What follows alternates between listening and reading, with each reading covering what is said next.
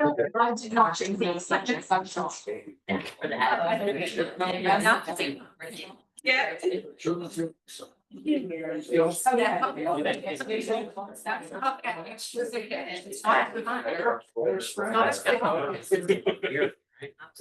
All right. Raymond? Yeah. How are you?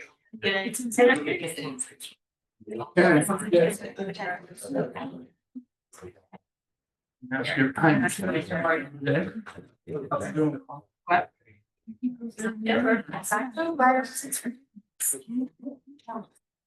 Okay, welcome everyone. If everyone signed in. Hi, you are? Chelsea Costello. Oh, Chelsea. Yeah. Nice to meet you. Nice to meet you. Your hair's a little different. Yes, I noticed those things. Yeah. And the commissioners, they groomed their hairs this morning. All right, it's great to get off on a smiling note. Madam Clerk, roll please. Lisa Denunzio Blair, clerk. Mr. Malloy. Here. Mr. Bernard. Here. Mr. Hernandez. Here. Okay, let's see. So we're going to start with agenda item 1, dispense reading of the minutes of the workshop, September 30, and the regular meeting on October 1st. 2, dispense reading of the minutes of the special meeting on September 30. 3, to approve bills. 4, transfer money submitted by the auditor is listed. 5, to approve additional appropriations submitted by the auditor and it's listed.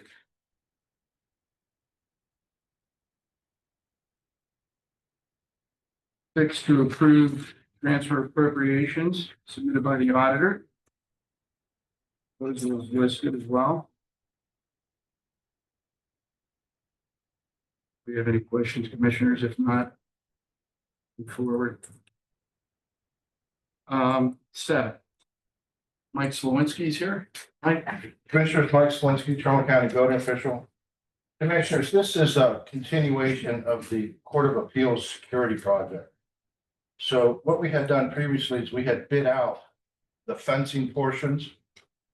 And that was bid and awarded to our contractor for the fencing. And then this is the second part, which is the pavement. So now I can come to you and give you the costs of what it's going to cost for this project. Okay. So they had started out with $143,000 was in their capital improvement fund to start with. And so we took the $126,959 out of that for the fencing. That's what the fencing costs. Okay, so there's a residual of 31,000. I'm sorry, there's about $16,000 left in that fund, right? And now we're going to award the paving, which is at 48,000. So they're short 31,252. But of that, we're only on the hook for 25.59% because the 5 counties in the district absorb the cost of capital improvement. Okay. That's Ashtabula, Geauga, Lake, Portage, and Trumbull. So are we? So I wouldn't be on the hook for 20% instead of 25. It's 5 ends. It's based upon population, from what I understand. So these are agreed upon percentages. Okay, so what we're asking for is that, number one, we award the paving contract to Miller Paving. Okay, and that we approve a transfer of $7,997.55 to that's our portion of that 31,000. Oh, 25.95%. yes, Right. Almost $8 grand. almost $8,000. Okay. Yeah, $3 short. So the commissioners probably don't have to take that out of our sales tax or casino tax, I imagine. Commissioner, Yeah, we didn't We have approve to- any we have funds to- for this before. When we. We never knew what the costs were gonna be. Okay. So this is the first time we're hearing the costs, Yeah. what our local share is gonna be from the 5 counties. okay, well, it has to be done, so we're gonna have to The, prove that. the agenda, Martha Yoder from a county auditor, the agenda item says general fund. So if you're going to take it from a different fund, you need to update the agenda item to reflect that. We didn't know where the money was coming from. Yeah. Right. Sure, Taylor, Commissioner's Office. Yeah, we would have to do the wording that we've always done, Christine, where we transfer from one to cover the other. And so that's that's rated accordingly. Yes. So we would have to adjust this agenda item to reflect that. Just a little. Not terrible. Martha, are there any other funds that we have that we can earmark for this we couldn't normally I use? explained all the reserve funds to you. So, There was no court fund or anything like that that we have set aside for something like this? no, the money that we had, or that was part of that was what he explained to you before, that they had a capital fund from before that we utilized, or that was utilized for most of this project. And those funds actually, I assume, came from all 5 counties for that fund because of a former capital project. And so now it's up to the 5 counties to finish this one. And so it's about $8,000. So the great, I know we're watching pennies, and I'm a person that's watching a lot of them, but this is something that is necessary for the court. So, I mean, you have from I reviewed all the reserve funds. You guys just need to pick it out of, For the clerk of courts contingency money. right? You have that the money. contingency. You have in the that, general fund. you have that in the general fund. So This it is a could come, project. it could come from that as part of the general fund. Bill Danzo, prosecutor's office too. This amount that we have in here for the $7,000 amount, is that just Trumbull County share or? oh, just- It's okay. a 25, whatever percent. He's divided it, the remainder is like 30,000, you said? That's what That's what's the remaining. fund is gonna be short Right. when we award the paving. So it's our percentage, Well, which is No, 20. but I just want to be clear on that though, because there is an existing fund already that's Yeah. there. And That's how they- much is that? They've utilized that. Well, they're gonna have That's a, No, they're gonna have some left. They have over. 13,000 left in there, right? 13. There's Yeah, the about 143 and the 16. There's 126. gonna be about 16,000 left after the fencing. And so the paving is 48. Okay, Take the 16 from the 48, your rough numbers, your 31,000. And that's what's divvied up between, that's that outstanding balance. clear on that. that gets divvied. It's Trumbull County share. Right. Yeah, Yes. just to be clear, the other counties are giving, or paying their portion. Yeah, there's a letter gonna go out that Okay. details all this and is what their costs are gonna be. And that's coming from the Okay. commissioner already. Thank you. Thanks, Mike. Yeah. So do we pay it all and the other counties pay us back, or do they get invoiced individually? No, we're paying the $8,000 roughly, and then they're gonna pay us back. Well, they're gonna pay into that fund. There's a capital. Right. They're We'll gonna send pay this directly. back, share over, receipt it into the Put it capital budget. into the This is their appropriate auditor. Yes, we're paying That's our 8,000. share. It's 31 That's our grand. This is our portion. And they'll pay us back. No, we're their- paying 48,000, they're paying us back. No, No, We're Yes, paying yes, we're 8,000. paying 48,000. Chrissy's terrified Out of of dogs. that. We are paying 48,000. 16,000 is already remaining in that fund left over from the paving project. Additional 31,000 approximately is needed. Trumbull County share is 8,000, which will either transfer from general fund or the reserves. And then the remaining 4 counties will submit their share by a check and will be receipted into that capital projects fund by Shara. Okay, so they're Okay. gonna check to us, not to To know. paving company. Yeah. Trumbull County. And this is how they pay us every year for their general fund share of the money. We send them an invoice at the beginning of the year based on the prior year budget. They send us a check and we receipt it into the general fund as part of our receipt. So it's the same process. It's just coming from a different department this time. But I guess his question is, we're gonna have to cover the whole 31,000. Yes. Well, plus the 16 out of the other Yes, funds. until they send us That's the money, because they've correct. already started on the project. That is correct. So it's really not 8,000. We need to maybe tweak What- this a little bit. Huh? No. No, it's No, 8,000, because but you we're can- just gonna be over a budget. you're gonna go over budget in that fund. We'll go ahead and go over Yeah, budget. that's- Okay. Yeah, we're appropriating, it's just the same way we do with the budget at the beginning of the year. We haven't received all of our money yet, but That's we true. do continue to spend it. Right. That's true. It's the same process, just on a smaller scale. Yeah. Okay. It's just clean. No, that works for me. It really works for me. Okay, so we're all settled on that then? I think so. Do you know what fund you're going to Sure. be taking the money from? Yeah, you The guys. transfer Discuss and what- Christie's Cleric Auditor's Office? So that they can adjust this agenda item for tomorrow? I would suggest I suggest 921.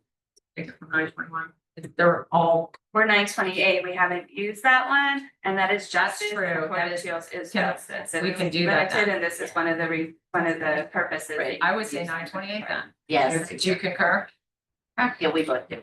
So to be clear, in the journal entry, 928. where it says general fund monies, you're gonna insert that appropriation. That's the language, Yeah, yes. okay. We just can't use it for everything, but we can use it for this. That'll be available for tomorrow. Yeah, I'll. Okay. All right, Michael, thank you. Gary Schaefer? Gary Tenary. Oh, Gary Tenary's here. Yes, Commissioners, Gary Tenary, Trumbull County Engineers Office. Yeah, we're closing down Mine Road at 46. We're putting a westbound turn lane there, so we're gonna close the road down for almost a month. We have to reopen for holiday shop. We have a detour to take shut. So the toll road be shut down, no one way?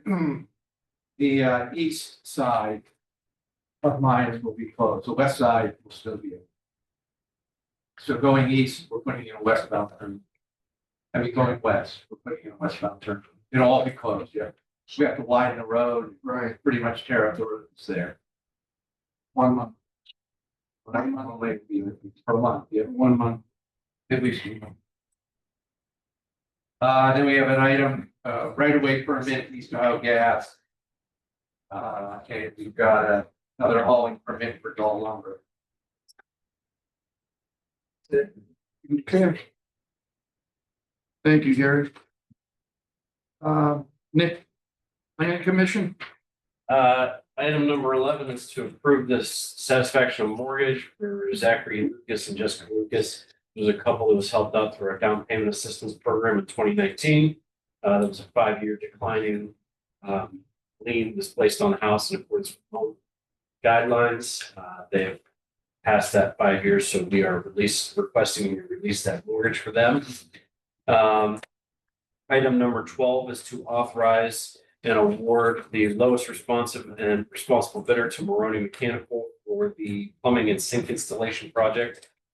This was to install a sink in our break room. We have no water at all in our break room, so this was to extend sewer line, water lines, and actually put a sink into our break room so it's functioning. We asked for 7 different contractors to come out. We received 1 bid and a second bid that was a little bit after the deadline. So we're requesting the second bid was even higher than the what bid was on time. We're asking to award this contract to Maroney Mechanical.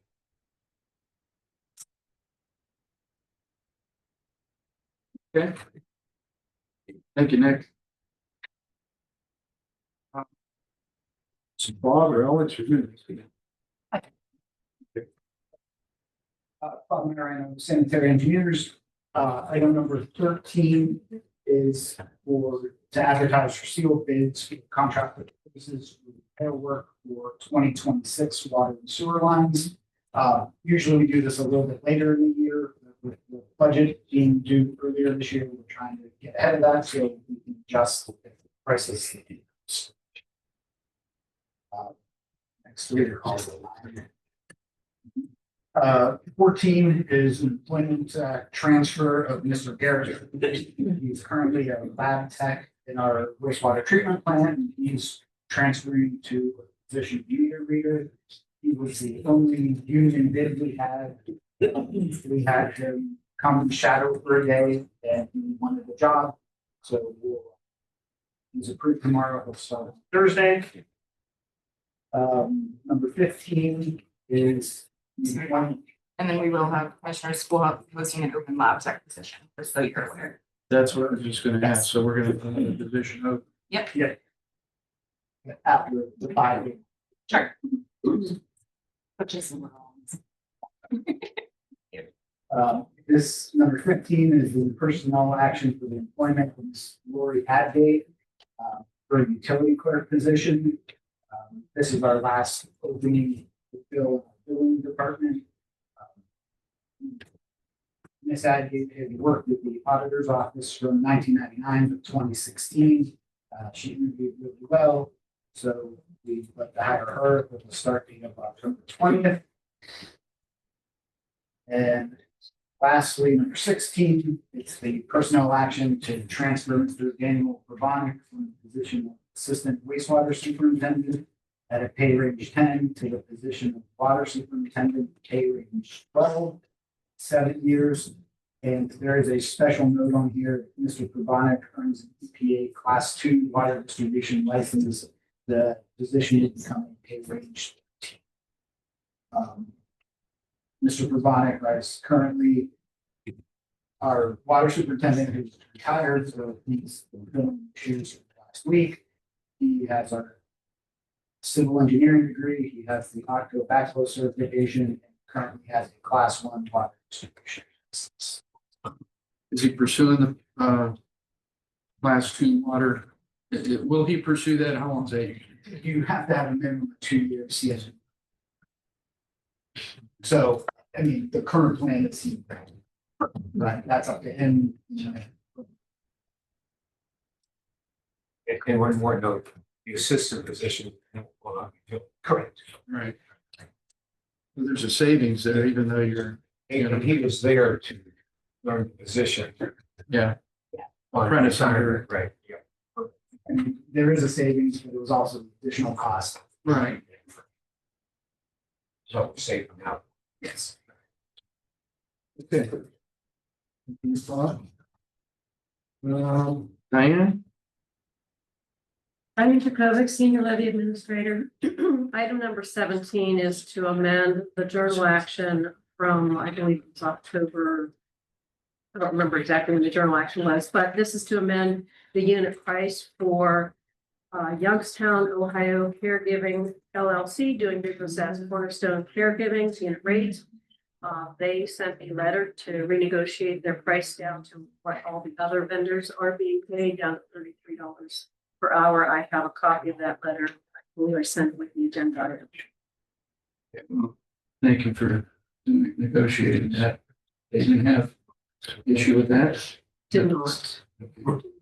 What they did was they had requested their private pay rate. That's why their rate was as it was.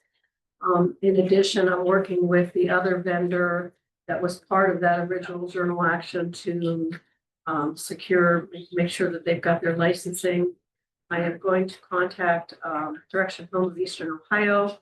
They're also working on getting their passport certification so that then they would be fully qualified to do the contract. We haven't sent them their contract yet. I'm waiting to make sure that they have the proper paperwork before we do that. Okay, Any questions? well, that would have been my next question. Thank you. Thank you, Diane.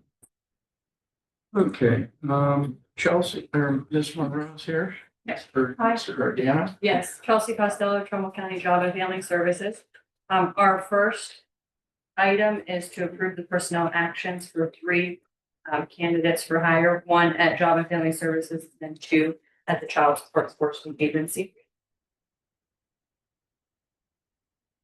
Our next one is to enter into an interagency cooperative agreement with the data processing board. We do this annually, so. Yeah. Sure. And that's actually on there twice, but we do have our transportation contracts that are not on this agenda, but we have them sent over. So we want to talk about it now? Or Yeah. Okay. So we are going to. Have those. Yeah. And add those, Ms. Jones. Somehow there was some kind of technical. Yes, we had some. Yes, she resent it this morning. Yeah, we had some Oh, IT okay. issues with it. So it's actually 2 contracts, both with All American USA Taxi. The first one is for non-emergency medical transportation. And that will be from October 1st, 2025 through September 30th, 2025. And that contract amounts for $1,250,000, and that's through federal pass-through funds. That's our first one. And then the second one is also with All American, and that's for our PRS transportation, which is pregnancy related services. And that one's for $10,000. It's the same time frame too, October 1st, 2025 through September 30th. Good. Any questions? As long as the prosecutor's office.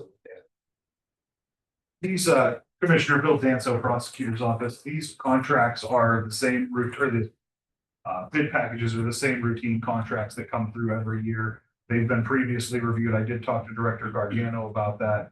And, assuming we're using the same formats that we've already reviewed, they don't generally come through us again.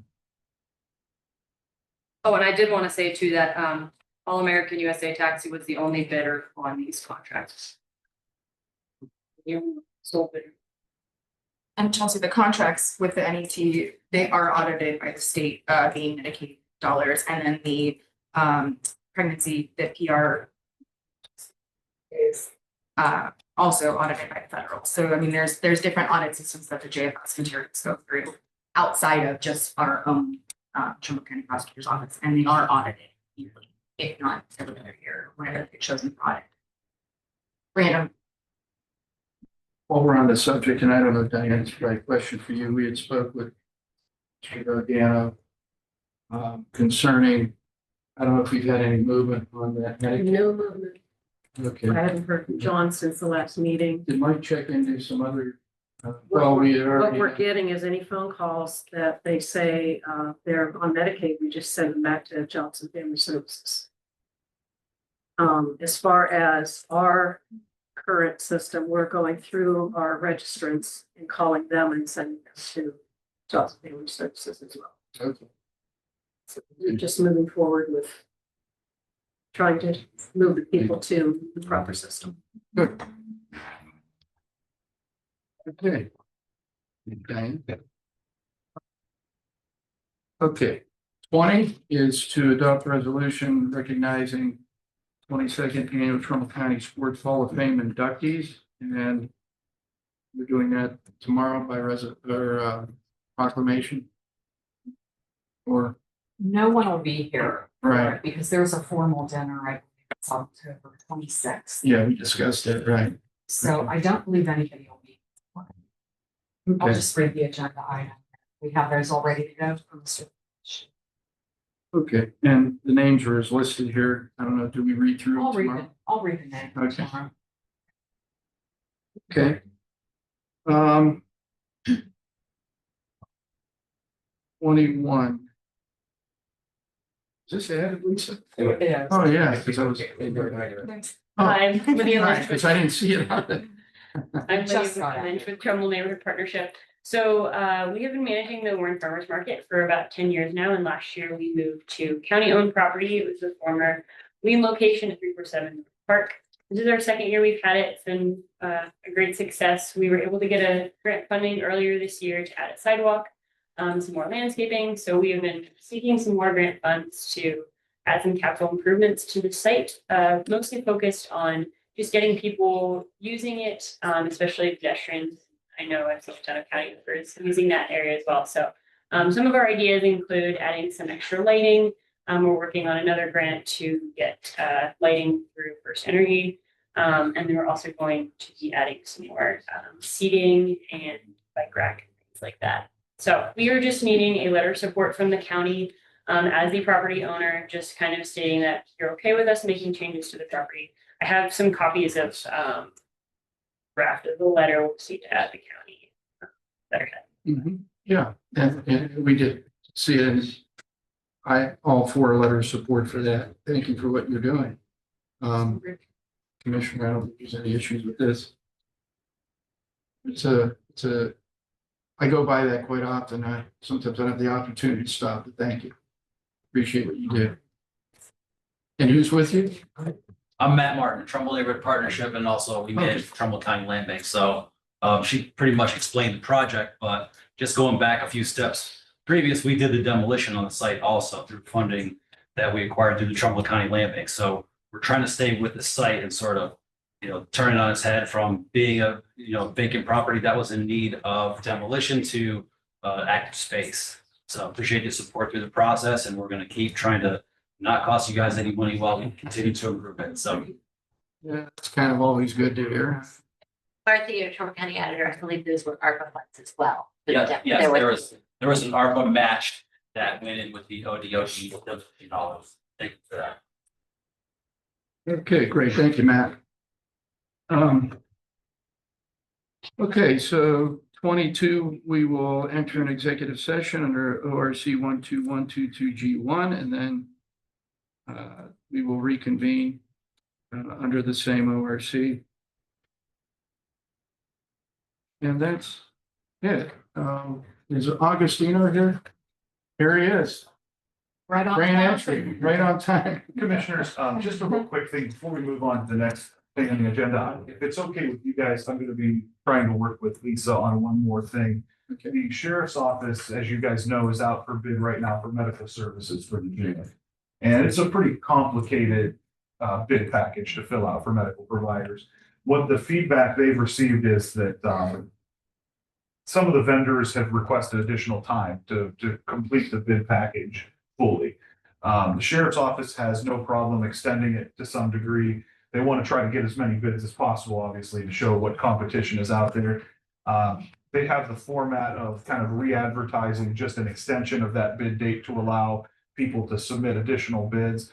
If that's okay with the board, I would like to see if I could get that. We have it all kind of prepared. We'll just be getting it to Lisa to add that approval to the agenda to allow for additional time on that.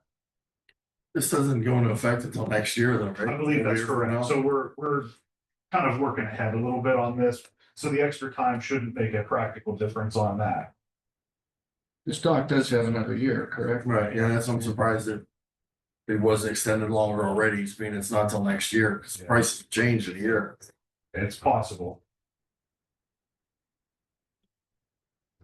How much time are they asking? We're going back and forth on that right now. I think the initial proposal was extending it 7 days. I frankly think that maybe more than 7 days is appropriate because that would allow even vendors who didn't think they maybe had a chance to get that bid done. They could start now and maybe still do it. So I'm proposing maybe more than that 7 days, but we're still working through that. Commissioners, I also have something quickly. We did an agenda item for opioid money last week. There is an issue with the handheld drug scanners. They actually came in a little cheaper, and there was another piece of equipment that TAG could actually obtain. We just need to add a little bit more money to that 60,000. Right? What's the other equipment? It is literally, let me tell you what it is. It actually alleviates any exposure via inhalation or skin, because when there is drugs that are packaged up, it goes, the testers can only read through a certain thickness. These are actually really, it can read longer. And apparently it says you insert the package into a sealed compartment, then repackage a sample, and then use the handheld to test it. And it's like $600 or $6,500. They were already at, on the one quote that they got, it was a total of $54,160. To get this additional piece of equipment, we would need to add like $660 to the 60,000. So if I am permitted to add that for them. Absolutely. Thank you. Commissioners, Nick Toggins, Trumbull County Planning Commission. I wanted to bring up with you that KO Consulting Firm and Director Green were working together to get access to, which was the Department of Justice grants.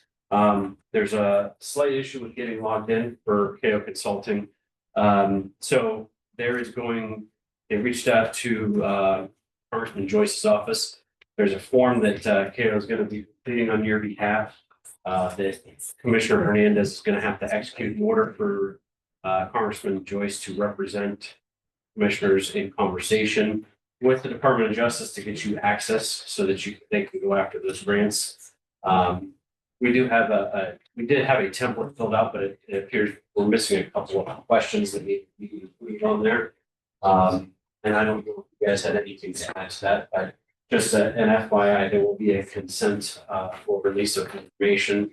It's gonna need to be executed by at least the chairman, the president of the board of commissioners, so that Congressman Joyce can represent commissioners in getting KO access to this board. Only thing I would add, tab 80 KO Consulting is Yeah. that we have to fill out this form because of the government shutdown. That's it. And that's what I was gonna ask you. What are the implications now with this shutdown? Is it putting a hold on?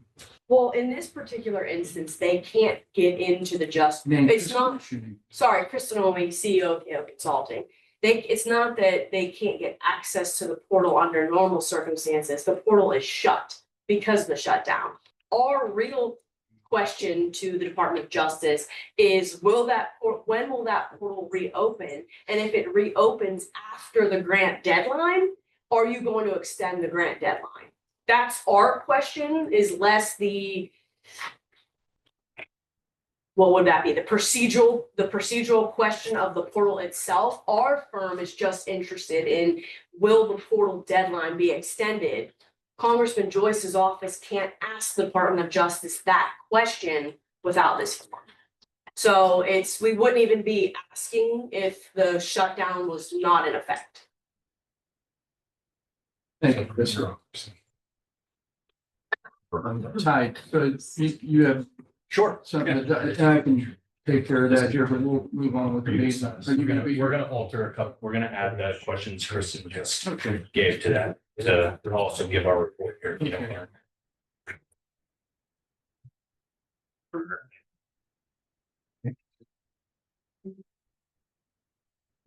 Thank you. So this is the first of our formal reports. We've talked about this a bit in our offhand. Type 80 KO Consulting. Thank you. So the way this is gonna work is every month we're gonna produce a report outlining the work we've done for you, including grant deliverables and additional meetings relative to that, as well as planning meetings. I issued this to you by email on Friday. I think all three of you received it. We're just gonna come at the workshop following the issuance of that report, which would typically be on the first of the month, but occasionally, as in this case, it was pushed third for any number of reasons. So I'll just speed run through this for you. Grants that we submitted this month include the Ohio Criminal Justice System's Body Worn Grant on behalf of the county sheriff. We put in for roughly $103,000 there.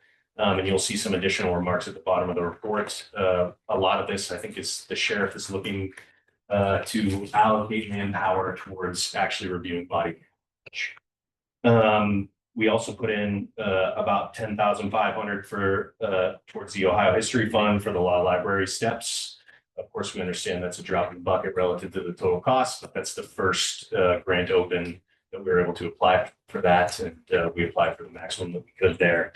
And then there are three additional submissions, two of them grants and one a partnership application that we put in on behalf of the dog warden, and we appreciate her help.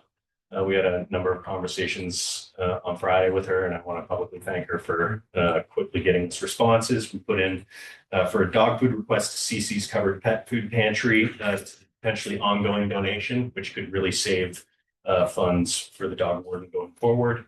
The second grant we put in was Onyx and Breezy Foundation.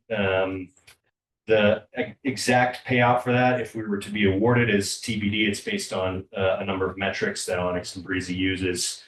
The average award is about 22,000 and the median is about 8. So we think if we're awarded, we'll land somewhere there. On additional research and pending grant meetings, so our first item here at the bottom is on the second page there for you, Commissioner, under research pending grants. The JUST grant that was just discussed is, of course, a DOJ grant that we're preparing right now for Dr. D'Amico at the coroner's office. It's a rather large grant. It is a competitive grant, but we think, considering the circumstances and considering the metrics in the county, he could be quite competitive. And I want to thank him for his work with us on that. He helped us review 6 one-pagers that we put out And we landed on this one specific grant that he's pretty excited about. And we're close on a number of items with it, but of course we have to wait for the portal to open again. So we anticipate submitting that as soon as we can, once the federal government opens back up. And then Gina has had a series of meetings with the sheriff's office. They've been really great to work with so far. We continue to do general research on the dog pound and any potential capital we can bring in there. Kristen and I have started researching and prepping for the One Ohio competitive pot, which we have discussed offline.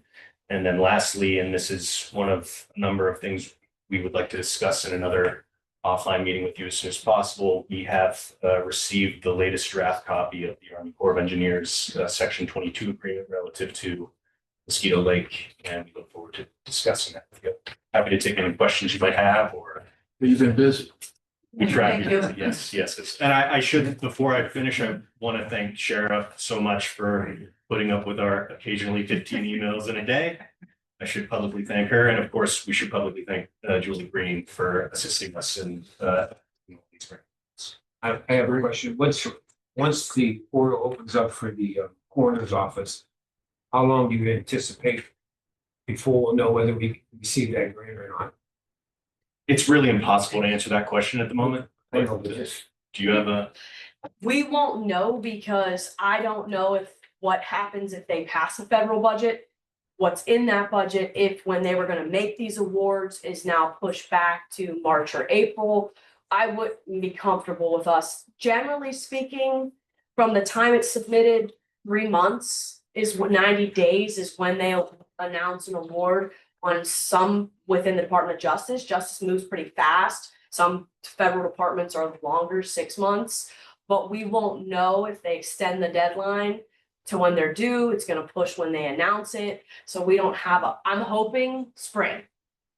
I'm hoping it would be spring would be announced the award winners if the applications go in October or November.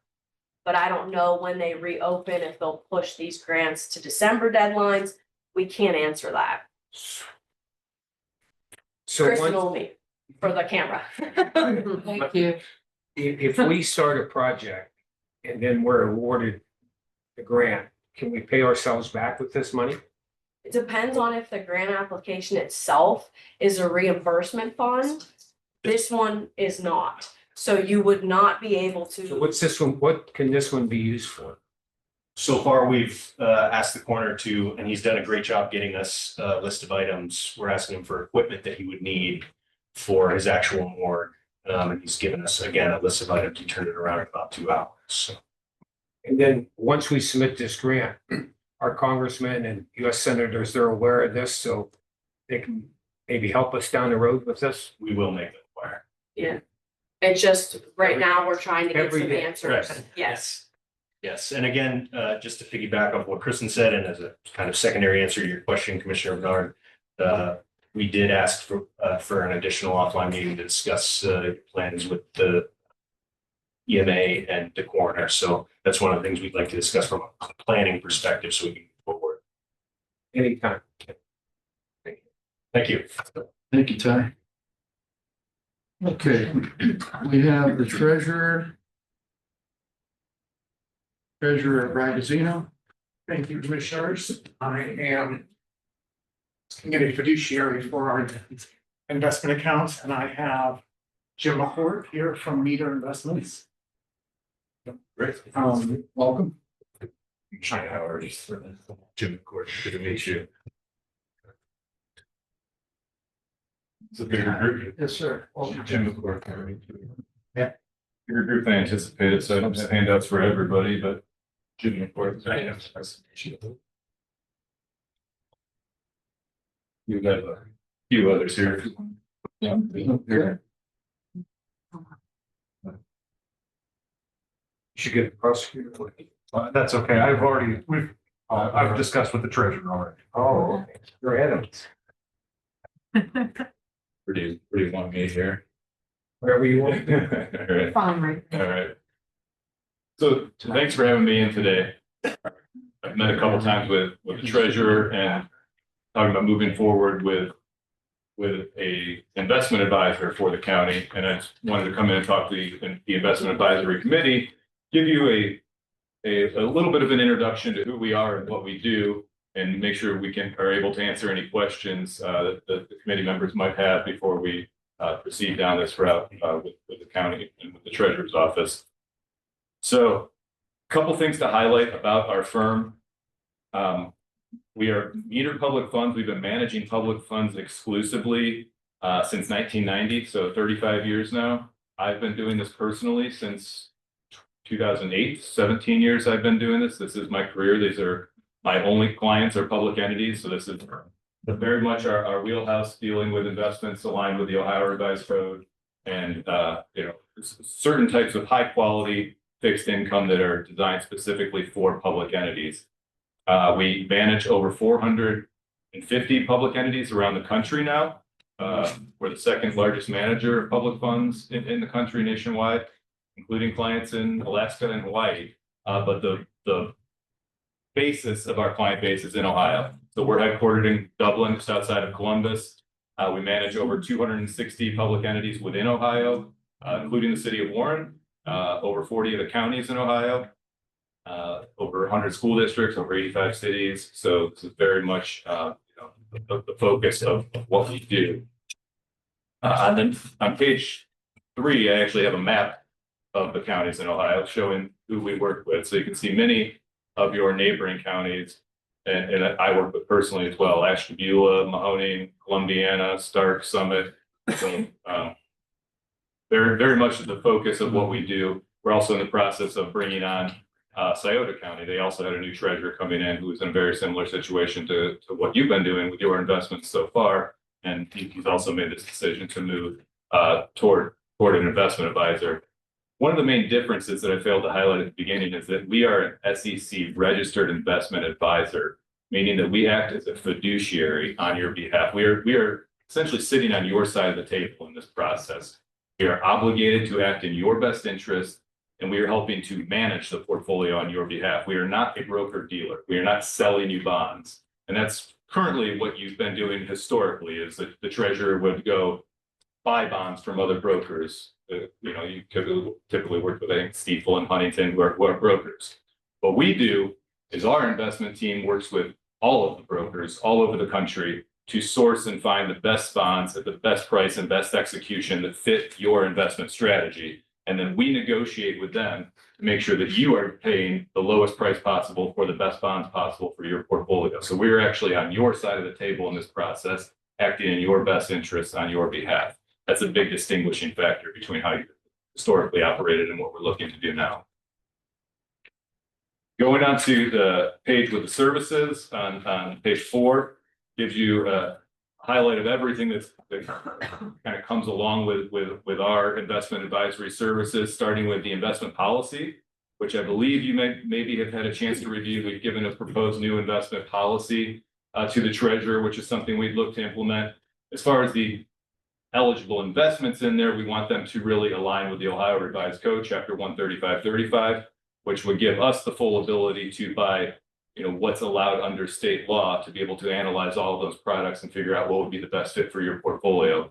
The new policy also just sort of updates some best practices and procedures to be in place for the portfolio as well. So I guess take any questions if anybody has any on the policy. But then once that's in place, building more of a strategy and a portfolio that's more suited for you and what your cash flow needs are with the county. We know counties in particular have different peaks and valleys in their cash flow cycle, really related mostly around property tax collections. But we really work hand in hand with the treasurer's office to understand your cash flow needs and to figure out what is an appropriate amount to be invested into a longer term securities portfolio. Historically, I believe you have been too short term, too much concentrated in cash. And I believe you have the ability to move more into a more diversified portfolio that's going to perform better for you over the longer term. Over the last couple of years, you probably have realized very good amounts of income with interest rates being as high as they've been over the last few years. I mean, you've had a lot of funds short term in Star, Ohio and things like that that have been paying very nice rates. What we want to do Now, as that tide is starting to turn and interest rates are starting to move a little bit lower, to start to broaden and diversify those investments to lock in to a better extent what we can now to sort of insulate you and protect your investment income against potential further declines in interest rates that are likely to come here over the next couple of years. So we want to really help build the portfolio to withstand that as much as possible.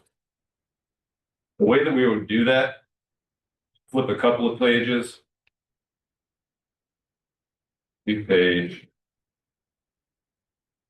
11. The hypothetical illustration of what portfolio essentially looks like, or what it would look like. Your assets total are somewhere in that $195 million range, give or take a little bit, depending on time of the year. The way we typically start with our clients is to have a breakdown of about 80% of your investable assets in a managed core portfolio, which is essentially what we would manage for you on a day-to-day basis. And then a maximum of about 20% in your best daily liquidity option. So I know the treasurer's already worked with one of your local banks to give you a very competitive overnight rate on liquidity. And so we want to make sure that the treasurer has enough cash on hand to be able to meet your daily operating needs that the county has on an ongoing basis, but you don't want to be excessively liquid. And so that's where we work very closely with the treasurer's office to understand your cash flow and to understand what can be really incorporated into that longer term investment portfolio, the securities portfolio, which is what we have here at that 156 million. So those funds would all move into a third party custodian account, which we've recommended using US Bank as the third party custodian, so that all of these bonds that we buy from different broker dealers around the country, where you currently have them in their segregated accounts with that broker dealer, now they would all get delivered to one central third-party account that's in the county's name that we're managing on your behalf. So everything would be nice and consolidated there.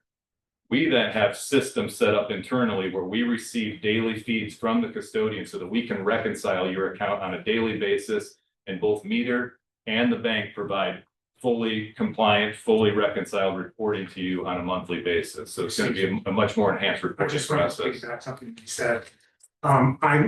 We did include farmers. Yes, Can you come closer? yes, Thank you. we did include farmers.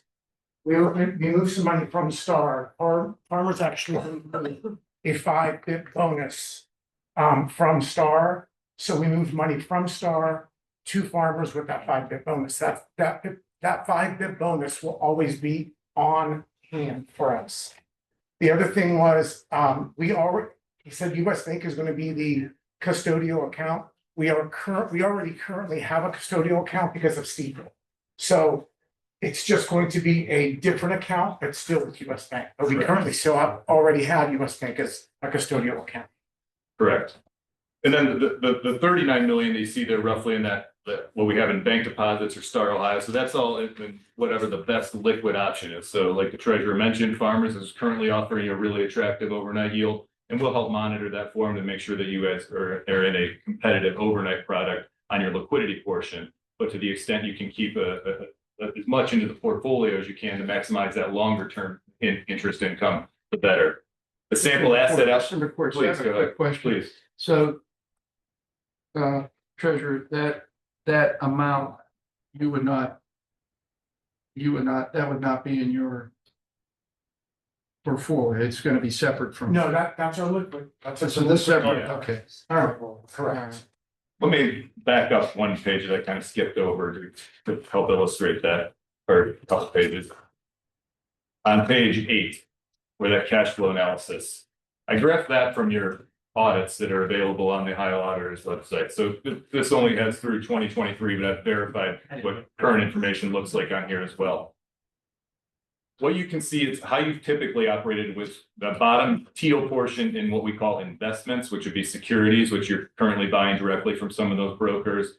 Then the dark blue in Star Ohio, which is the state's local government investment pool. We actually also serve as the investment advisor and the administrator for Star Ohio as well. And then green is what you have currently in bank deposits historically.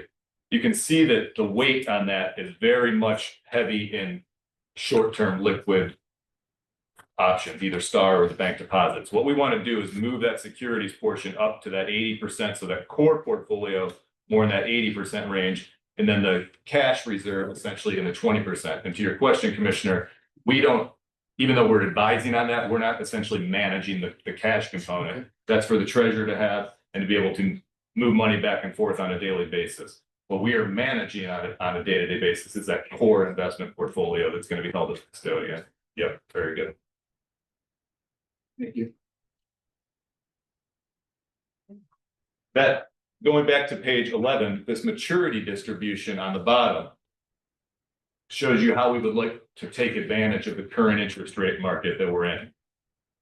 And this gives you, it shows you that it's a relatively laddered distribution that we would like to incorporate with your securities. So we would transfer the current securities that you own into this custody account and build the rest of the cash into new securities around it, so that you have a distribution that looks similar to this. So that we're participating out longer, locking rates in, but that you also have a consistent flow of maturities coming toward the front end of the portfolio. So if that cash reserve that the treasurer manages, say you go through a big spending spree at the end, a lot of counties near the end of the year, their different departments are trying to hit budgets, they go through spending, the cash component might get a little bit lower. If he says, hey, that bank balance is a little lower than I'm comfortable with, we want to be able to pull some money back from the portfolio, we have a consistent flow of maturities to be able to do that. If he just calls and says, hey, the next $3 million to maturity, don't reinvest that, I'll pull that back to Star Ohio or to the bank deposits. So we'll talk regularly to make sure that you're aligned and the treasurer's aligned with being able to meet expenses. But to the extent we can, we want to be participating longer and buying these longer yields, especially now in a relatively high interest rate market, to be locking these rates in for the longer term. And really what that does is creates future budgetable income for the county.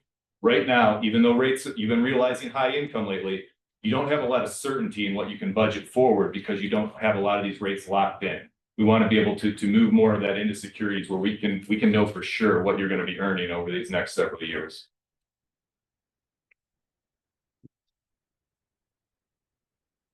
Next page on 12 gives you a sense of what this looks like as far as who the players are in this, with us being the investment advisor, acting on your behalf, communicating with you, and then negotiating securities, buying bonds from broker dealers all over the country. The broker dealers then deliver those securities to your third-party custody account here. And then it would only be the treasurer or any designated staff of the treasurer's office that can move money in and out of that custody account. We manage the securities within it, but we can't move money in or out of that account. That's a security measure that only the treasurer's office can move money in or out of that account. So they'll have a separate agreement with US Bank designating himself as the authorized signer and any designated staff in his office. Since we are not a broker dealer, we're not selling you any securities or any products, you're wondering what's in it for us. We charge an investment advisory fee based on the assets under management. Back to the commissioner's question, the assets under management only applies to the securities in that US Bank custody account. It is a tiered fee schedule, so the more money you have in the custodian account, the lower your equivalent fee is. So as you can see the different tiers here, starting at 975, and then anything over 100 million to 3 basis points. That also includes the US Bank custody account. We give you a credit for the US Bank custody fee in there, which is 3/4, 1 basis point. That's also a preferred rate that we have negotiated with the bank because we have so many clients that use US Bank as custodian. So that is an all-inclusive fee, including the custody. So we would fall under the 0.5 at this. No? It's, well, over if we're looking at roughly 150 million, so each tier is charged at that rate. So any new money in there, we charge at 3 basis points to the county then. The weighted average of all of that at 150 million is about a little over 5, and then that includes the custody fee in there. One question, not to put you on the spot, but I don't know what the former treasurer, did we have a fee schedule with the former treasurer that we were paying? I don't know how that worked. That's different. So Okay. you weren't using an investment advisor. You were, Okay. that's where, you were buying bonds directly from brokers. So now we're paying to have your. To have the portfolio really professionally managed. I understand. Yeah. Yeah. Correct. Okay. And so one of the things where you generate significant savings is just from negotiating the best price on the securities that you're buying. Where previously you didn't have anybody doing that on your behalf. The only way you're really going to even be able to do that is to have somebody sitting at a Bloomberg all day long. A Bloomberg itself costs $35,000 a year to be able to have one. So these types of things that we have, that you get as part of our services, all help to negotiate lower costs that you pay for your investments to find securities that might better fit your portfolio strategy at the best price and execution for you. I understand. I've spoken to Angie at, in Ashtabula County and Mike in Lake County. Actually, I spoke to Angie this morning and she said if the commissioners would like, they can speak to commissioners in Ashtabula because they know what Meter has done for them. So this would be like a one-year contract you would sign or? Well, it would be a contract. We haven't For, well, let's say after a year, you're not satisfied, then you could pull out. There's no guaranteed term on it. It's, So you can pull out at any time. you can pull out whenever. There's a 30 That's day. even better. Yeah, there's a 30-day clause on either side of it. If it's not working for either party, they can get out of it. And your whole goal is to reap us more funds. Of course. And our intention is to earn your trust that goes on for decades. We have many of our county clients that we've been working with since, mid-90s. And when he presented to Well, me. once you've signed up for a county, has the county revoked it and said, no, we don't need you anymore?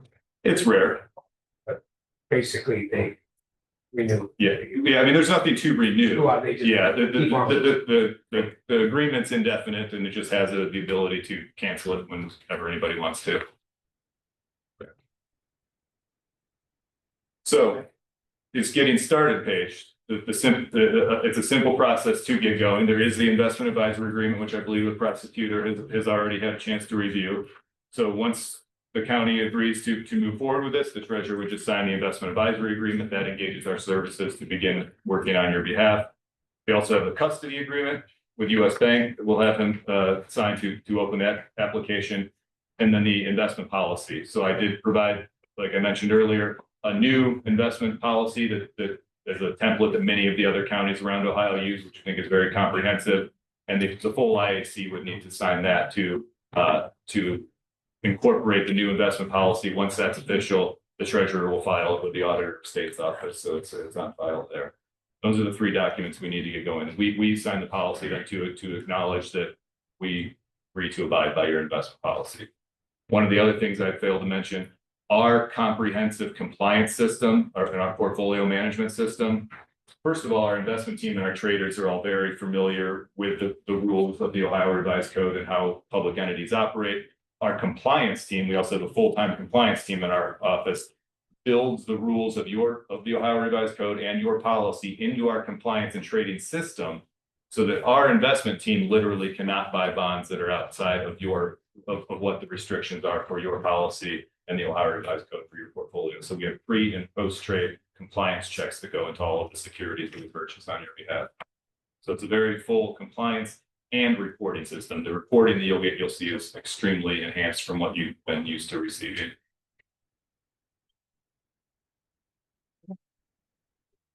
A great presentation. Thank you. We scheduled that.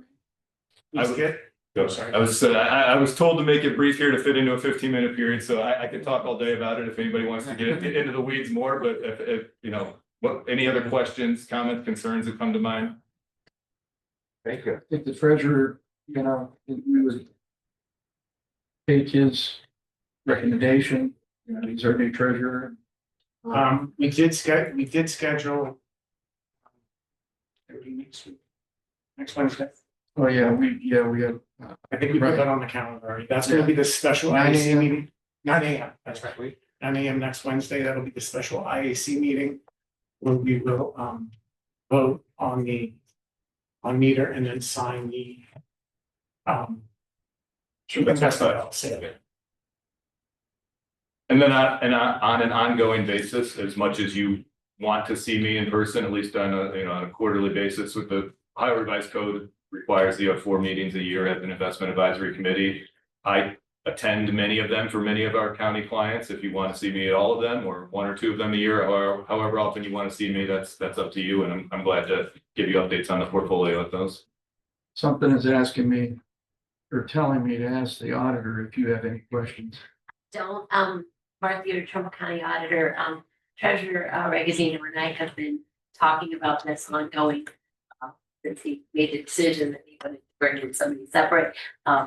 He has my full support on this, and I am not a member by statute of the Investment Advisory Council for a reason, checks and balances, but I support Treasurer Regazzino's recommendation.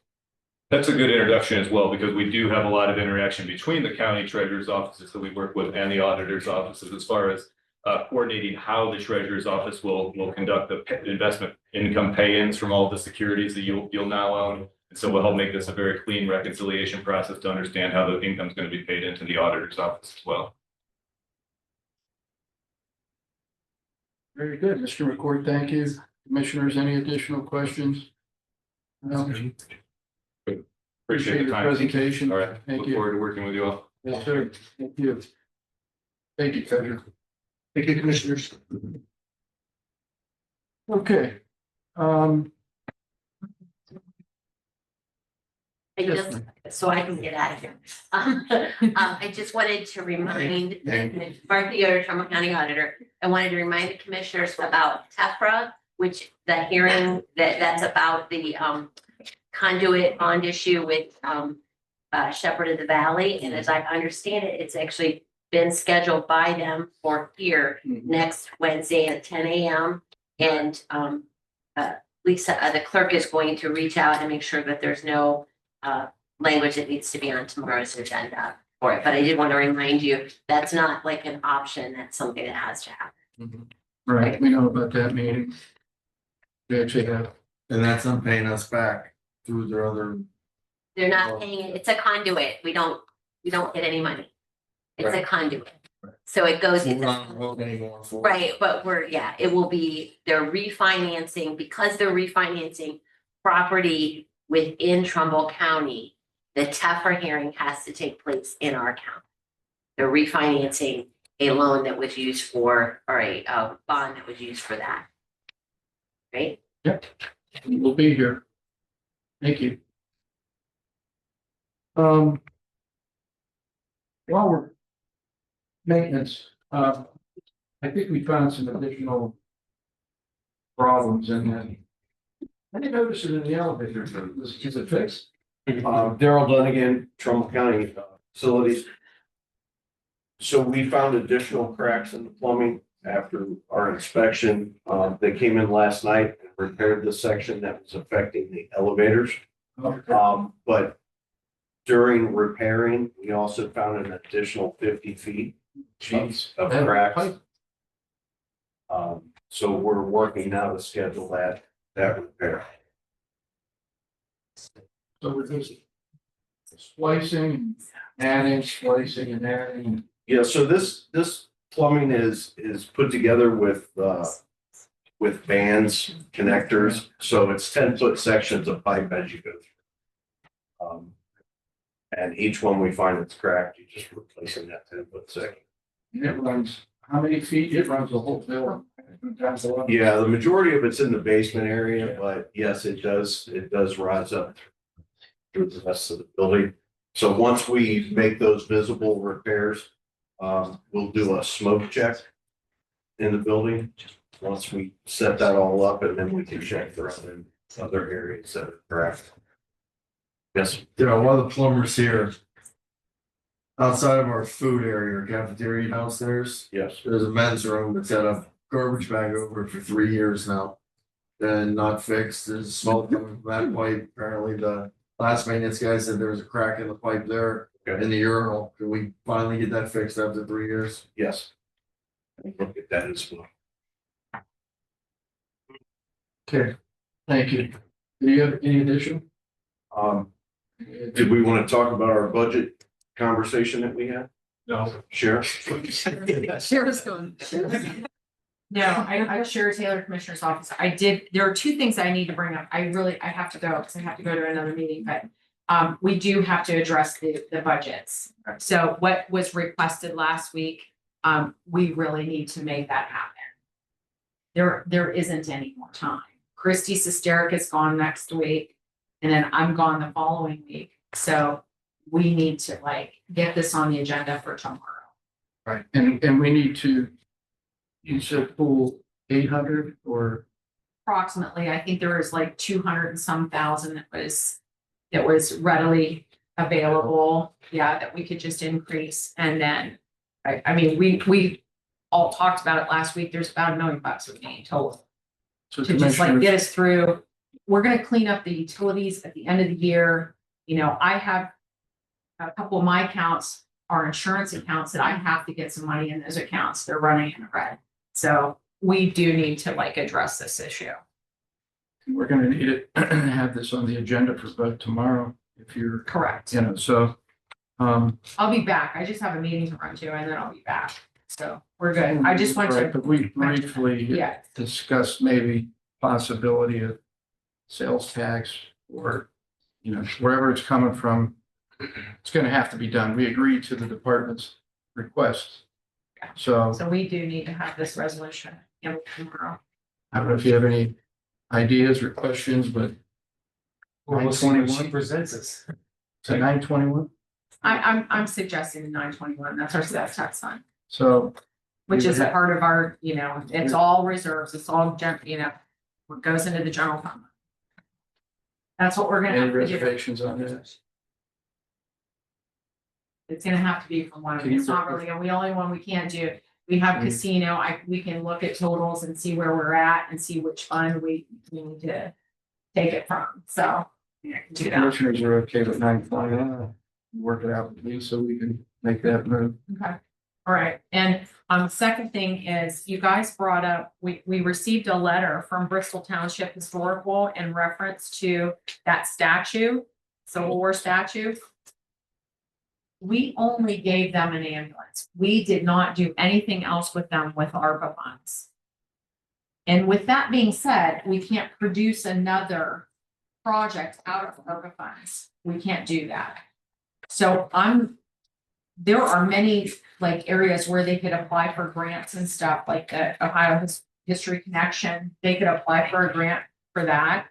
I agree with you guys. It needs to be taken care of, but we can't use ARPA funds for it. Well, let me ask you a question. If they gave money, ARP money to another historical society, could we put money into that historical society and then they transfer it up to that one? It has to be with a current project. And that is definitely not, that does not qualify. Does in my eyes. Yeah, but maybe not at the US Treasury. They might know. So I Well, that I goes just wanted along to- why we're still waiting for the treasurers. That money is part of what you're dealing with the shutdown. Yeah. I can't give you a professional, Kristinomi KO Consulting. I can't give you a professional opinion on what the United States Treasury is gonna do as far as that budget reallocation that we've talked about for the ARPA funds. That is part of all the financial monies that are being discussed as part of the shutdown. That is within the budget reallocation, reconciliation, all those things at the federal level. I can't, there's nothing I can provide any further than continuously what I've been told, that they're going to have to come up with some ruling of how you're going to reallocate those funds. But I have no timeline. The government shut down and I'm not to interrupt you, Yeah. Chair Taylor, Commissioners, but we do have a deadline. It is December of 2026. And We have highly 14 months. but highly probable that's gonna be changed now as part of Right. this. But we can't take a guesstimate. right now. So Correct. we only have 14 months from Are now. we hearing anything from our US Senator, Congressman office that you've also contacted asking them to proceed to help us? Have they acknowledged that we've asked? Acknowledge that Kristinomi KO Consulting, they will help every way, shape or form when we submit grants or things specific to what they can solve. There is nobody that's been able to provide us an opinion from the treasurer's Do office. we know if they have contacted the treasurer's office on our behalf? Post our letter that we sent, we do not have any follow-up from that. Well, we need to hear from them. I agree. So are you gonna reach out to them or do you want us to reach out to them? Say, we understand it's a shutdown, but we also need your help. Yeah, we may need another one of those documents signed to do that, because if they're gonna then reach out to Treasury, they will likely probably need us to specify that document as well. But we will add it to our follow-up for this week and next. Yeah, I mean, that should be a simple fix for us. It's I think. So I got, you know. Okay, thank you, Kristen. Okay, before we move on to the dog pound, I got a couple things, and commissioners, I had a meeting with SoftBank yesterday, I'd like you both on that. And they basically want everyone, especially this situation in Lordstown, to know this is not a full-blown data center. This is comprising storage containers, like we had mentioned, that could be shipped. And they were in town yesterday, so they met with, several others. I did suggest to them, Commissioner, you had mentioned we met with Foxconn about, and I think there is somewhat of maybe a disconnect when SoftBank bought Foxconn and, they're not kind of like gelling yet totally. So I did mention about, SoftBank, who is interested in having a meeting with dignitaries somewhere where they can invite everybody, similar to what we did with Kimberly Clark, or what Kimberly Clark did with us. So they're working on that. So I just want to let you know that, and I did ask to have a meeting with the commissioners. One's coming from Washington, DC, and the other's coming from Columbus. So they need to get that together so we can all meet. But I did give them your phone numbers so they can communicate with us. Well, I had the conversation yesterday. They gotta understand too. We're not in control of this. They need to be dealing with Lordstown Council and Lordstown Mayor. Right. Talking to us does absolutely nothing for them getting permits or getting, this is good, this is occurring in Lordstown. They need to realize they need to talk to Lordstown people first. We're background music in this. When it comes to, we can help broker conversations, we can help broker meetings, but if they're gonna come and meet with people here in the county, they should be meeting with the Lordstown council members, the Lordstown mayor, and their zoning person, And not county commissioners at this point. I mentioned that, but why they, I don't think they realize the hierarchy of the structure. And last night, I think they learned probably through the meeting last night where Lordstown did table the event and not do an emergency measure, but they're gonna do 3 readings on it as far as banning data centers. There's some language that was put in there. That potentially will protect what's going on, what's happening in Lordstown, but they don't know all of the public doesn't know all the facts of what's there. There's some proprietary things there that they're not disclosing yet that are good. From what we understand, and I think people were jumping the gun in Lordstown a little bit with the rush to ban and stop a project when they don't know all the details. That's where SoftBank needs to communicate with Lordstown officials, get in with them first, and let them understand better so that they can spread it out to their residents, what actually is happening there and how they're gonna benefit. Yeah, and I did speak with Mayor Woodward yesterday as well, after the meeting with SoftBank. And she had mentioned the same, she said that these parameters that they're setting aren't going to affect Foxconn and their, manufacturing of, these units. So kind of like being grandfathered in, but SoftBank, and like you said, Commissioner, I agree. And I told them you need to communicate with Lordstown and get that verbiage in place, or if you have problem with certain verbiage, it could affect you.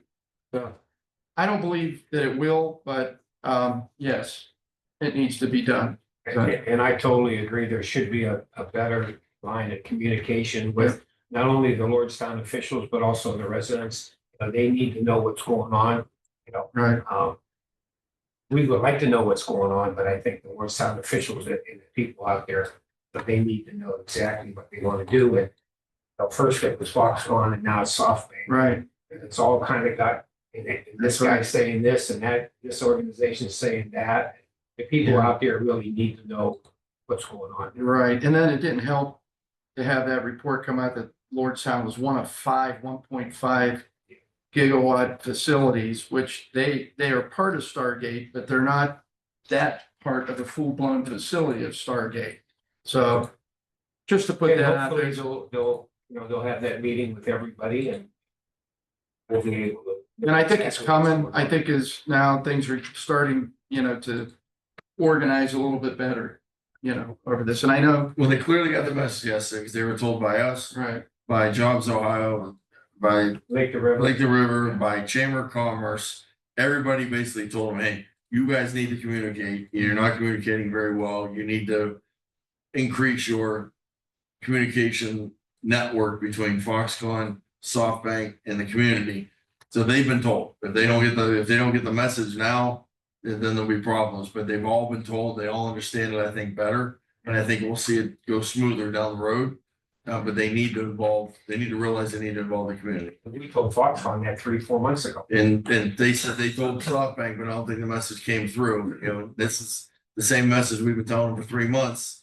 And to me, it's just simple. Talk to this guy, you talk to this guy, and it's done. We had that initial thing after we had the first meeting. There was a communication hook or hang up between Foxconn and Lordstown zoning. They were waiting for a permit for weeks. I had a meeting with the zoning person, an hour and a half. The next day she went and talks to Foxconn. They had a permit 2 days later. It was just a communication snag. Then there's other officials, they need to do the same thing. And they need to realize they need to keep that communication open, not with us. We can't do anything for them on permit or anything that they need out there. They need to talk to them. They need the blessing of the Lord. Okay. okay. So, and before the dog, Michelle, one other thing, Insight did reach out to me. I'm just going to tell you what I'm told. ODH is supposed to go back in this week. And they have been working to get their licensing back in order. They said that they're not going to give up on this hospital. I'm just putting it out there what I'm hearing. So we can expect to see, they're hoping ODH is there today. I heard this last week, but they didn't want it to be public knowledge. They said, you could put that out there for public, consumption. So ODH is supposed to return, look at everything. I questioned the elevator. She said that's part of it. They're working to, the fire, some sort of emergency fire services that they have to rectify. And they said that they need to get that hospital open so that they can employ and get their Medicaid and Medicare license back in order. They do need to open to be able to do that. That's one of the reasons why they lost that license, is because they weren't there to open and serve. They have to provide a service. So just putting that out there. Next time you talk to, and where is Hillside? Oh, Not part of the equation that I know of right now. I think they're gonna work on. Talk to them, ask them about that. Yeah, and I think what they're gonna do, they're trying to get this Yeah, no, I Open, get that. I understand. emergency only, and then try to amplify that from there. We do know that there's some problems negotiating with the union. My understanding is that they have employees that want to return. That isn't part of our, we don't deal with that. That's their, baby to deal with. Okay, so. Michelle, Yeah. yes, Real quick, Alex, can we just make sure, Daryl, is the money that you needed quantified? We spent a lot of time working on getting that actual amount count. Is that included in what Shara calculated or? I don't know, Yes. is it? That's why I don't want to move on until we've addressed Shara, that, because Shara. otherwise, Sheriff had another meeting. You'll have to talk to her after, when she's done with the meeting. I got that part. Well, We'll talk. I just didn't know if the commissioners. Well, that's what I up said. to Daryl. Daryl, you meet with her and make sure, okay? Okay. The numbers. All right. Let her know and then, Yeah, she's aware of the amount, so okay. I'll just make sure it's So in you that. could just make sure it's in the whatever amount, 800,000. I see. she Yeah, said, right? because I believe that's basically, she said we had another 200. We needed 800, a million total. So I think that included it, but let's make sure. Thank you. Okay, so we're gonna move on to Michelle, and we have applications with Dogtown Advisory Committee. I'll talk to you. Yeah, I think we needed to, Michelle Goss, Trumbull County Dog Warden, I think we just needed to address 2 issues to move forward with this committee. We just need to choose a number. I think we come up with a couple numbers, maybe members, if everybody would like to choose one, or if three commissioners would like to choose one other member, or 9 if each commissioner would like to choose two members. Well, and I have something to say about that. We received how many applications? Four. Yeah, it wasn't many. And we, Lisa, we haven't received, or, well, Dawn or Lisa, we haven't received any additional applications here for the dog pound. Nobody sent anything here. Not to my knowledge, Okay. but I'll ask Dawn. That was my question. I remember, was it? yeah, Okay, I just good. wanted to know if you had received any So up here. I have no issue personally with those that, I looked over the applications. Amanda's been a part of this for years. Do you have any issue with the applicants currently? Well, with the issue I have, Commissioners, we never posted to tell people what deadline and how many people we're gonna have. That was the. So we second can't just thing, say, we said to contact the dog board, we can't just say, well, you four are the only ones to contact them, so you're in. You know, we gotta post it. So There's people in the community who wanna be send a involved. press release saying, you know, you decide another 2 weeks or whatever. Want to, whenever you. Come up with a deadline. I had asked that question and the answer that I was getting was just what Michelle put, which is fine, but if you would like a proper posting period, that is something that HR does every single day for every entity in this county, including but not only the prosecutor's office when they need jobs posted. So that's our niche. If you would like us to do that, we are more than willing. I just did what the commissioners asked me to do, which was hand everything over to Michelle. So that's where we're at. Well, you do have. I think we need to pick how many members we want and a deadline, and then post it, and then let the applications come in, then screen them, keep it fair and. Pick the advisory board. Never posted anything. I also will say from a county perspective, the only, again, it is your decision always, but what I do like about HR, is that when all the applicants come into us, there's none of what I just heard happening. Did it go to you? Did it go to you? Did it go to you? We are a public record entity keeper, so what we do is we house all of that. So when any public record request comes in, who applied for this position, who applied for that position? And you can ask any elected official in this county. We do it for the clerk of courts. We do Treasurer Augustino just came to me yesterday. When we pick someone on We the do senior that advisory first. board, So does there's it go to you, enough or does that go in that, who does that go into? That does not go to me because. See, that should be like that, it should be like the senior advisory board, so advisory board, however we pick those members, however we pick members for the April's board, however we pick members for any of the boards. It should be the same format of we do the other. Mind as far as the boards, I try not to delve into that level. I'll be honest with you, the boards, I don't necessarily get into all of that. However, if it's something that is under an elected official and we are HR for this county, that is our job. So that is why we do it. And we don't just serve the board of commissioners, we do serve other entities as well in this county. To make sure that it is the most transparent and non-biased process across the board. I'd like for us to do whatever we do with the senior advisory. board. I just need to know Whatever a it date, is, the same. really, of how, I need a date of a final date of when they can submit.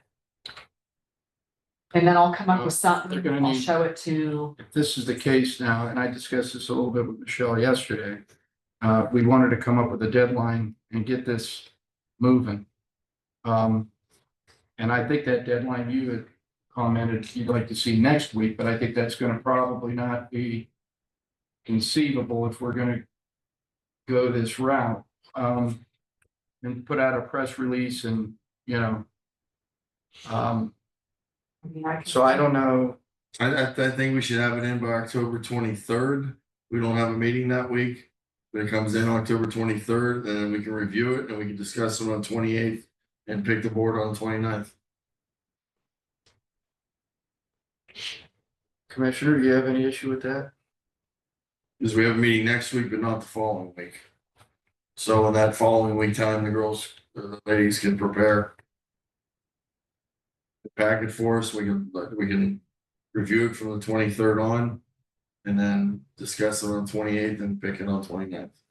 So where are the applicants submitting the applications? Yes, it's gonna go to HR. I think it's Whatever. or however we do senior advisory, wherever they submit them. How do we do? Usually it goes to They Lisa, go to- yeah, the boards go, this kind of, that's correct. because it is a board.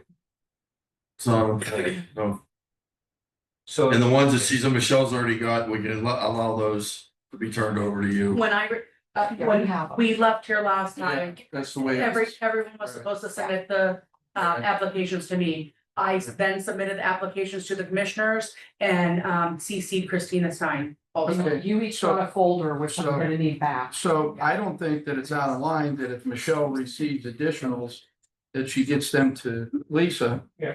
Right? So if they come to you because they, there's a deadline now and a press release out, if you're, because they may still come to Michelle, she's gonna probably be asked questions.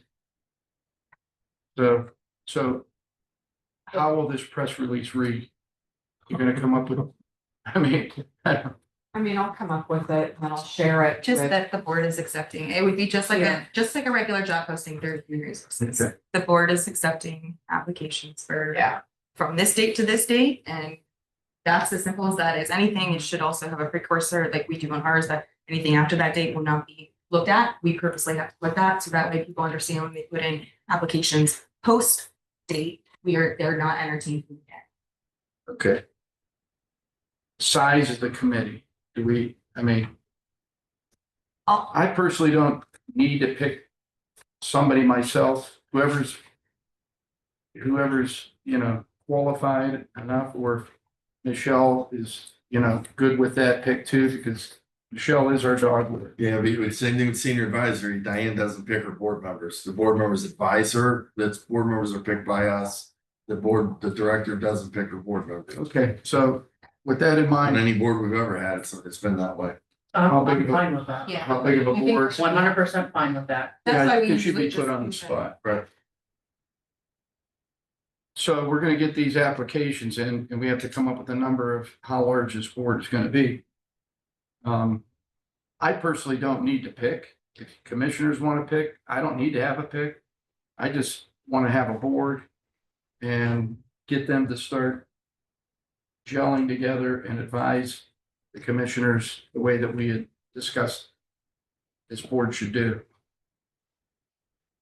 Well, why don't we wait to see the names that we get, how many we get? I think 7's a good number. It doesn't have to be too crazy big. I kind of You agree already with have that. 3, correct? Yeah. Yes, we already have 3. I agree with that. I think 7's a good number. That breaks ties. Yeah. That gives you a quorum of 4. And they tell you shouldn't go over 7 to 9. I like that number. No, I'm Good. fine with that. Okay, Commissioner, you're good. All right, so we're I gonna have a pick question 7. though, I don't know, maybe I should bring that up or not, but one of the applications here, I saw that someone was like a CEO for AWL.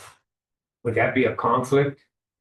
That's gonna be. They were what, a T, CEO for. Oh, CEO. For me, yeah. It'd be no different than Jason being the Well, no, CEO of Healthy Hearts and Paws. Just throwing it out there, okay, I just. Good question. So, Bill Danso, prosecutor's office. Generally speaking, the Ohio Ethics Commission has said that the ethics laws don't strictly apply to advisory boards that are advisory only. Okay, now that's a legal standard. That means you're not maybe in violation of the Ohio ethics law. But it is something that you guys as commissioners still may want to take into account. And that's the reason that the Senior Advisory Council has a conflict of interest policy, because even though there may not be a legal prohibition at times, there may be a practical thing where the commissioners want somebody to abstain from working on a project that might benefit them or their company in some way. So I think that at the very least, I do support at least the commissioners, if they want to go that route, to at least have a disclosure of people's interests so that you know at least where they're coming from and what they're doing. I mean, obviously, if somebody applies that's the CEO of Animal Welfare or, Jason, you kind of know that anyway. But it might be good to have that same sort of procedure that you have for senior levy. And that way, at least you can factor that into any decision that advisory board makes. And as always, I do recommend that if there is ever any specific question about the application of that ethics law, you should encourage the actual individuals looking for those jobs are looking for those positions on advisory councils to go to the Ethics Commission for an advisory opinion. They are free and they give immunity, generally speaking, as long as you follow the guidance of the Ethics Commission. So I think in those cases, even though the Ethics Commission has generally said they don't apply to advisory boards, it's never hurts to get that, at least that backup opinion from them, let's put it that way. Well, yeah, and my concern was because especially if the board or somebody approves going out there next to them and they own the property. And They'd have to abstain on that vote, just like Jason has to abstain on. Yeah, I just Boss problem. trying to Sure, prevent. no, and you're exactly right. I think it's important to consider that. And I like the idea that disclaimer, we had discussed that before, you know, Yeah. what exactly is your, reasoning or some, in the order. I think for senior levy, for example, I think what you do for that advisory committee is the application has a section that says, what groups are you involved with? Identify what are your potential, what do you think your potential conflicts of interest are? Identify those in writing. It doesn't mean you can't serve on the committee, but it means that you may have to abstain from certain votes, conversations, things like that, just to be, just to keep things not only being fair, but appearing fair across the board. And they were very open, who they were. Sure. And I just. And I thought we wouldn't be dealing with votes either for an advisory board. Yeah, I didn't. Well, I mean, when you think about, again, using senior levy as our other big advisory board, with the votes, when I say vote, it doesn't mean that they're actually voting to like make this happen. They're voting to what advice they want to give to the board. Of course, that's very good because they're advising us to vote. Yeah, yeah. Right. Okay. Ms. Goss, you okay with that? I'm good with that, yep. All right. The do we- applications, we can put it on the website. Yes, what I have, yeah. Well, it's kind of quiet in here. For the moment. I think Richard's gonna ask to the commissioners. Yes, you did. Alex doesn't know. So I'm gonna need both of yours. Any additional? I don't know. Does anybody have any? Yeah. I can check the schedule real quick. Motion to adjourn. Well, Commissioner's checking the schedule.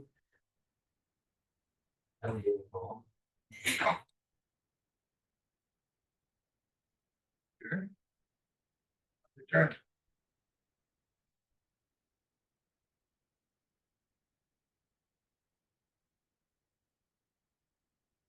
Yeah, I was going to tell you something too.